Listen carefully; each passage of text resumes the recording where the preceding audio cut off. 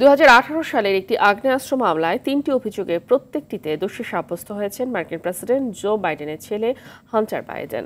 মঙ্গলবার হান্টারকে দোষী সাব্যস্ত করে ডেলাওয়্যার রাজ্যের উইলমিংটনের একটি আদালত দেশটির ইতিহাসে কোনো রাষ্ট্রপতির দায়িত্বে থাকা অবস্থায় তার সন্তানের অপরাধী হিসেবে সাব্যস্ত হওয়ার ঘটনা এটি প্রথম।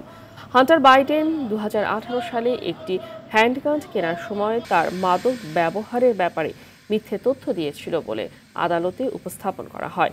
নিজেকে নির্দোষ দাবি করে হান্টার বাইডেন প্রমাণিত অপরাধগুলোতে সর্বোচ্চ সাজা দাঁড়ায় 25 বছর, তবে এখনও সাজার ঘোষণা করা হয়নি।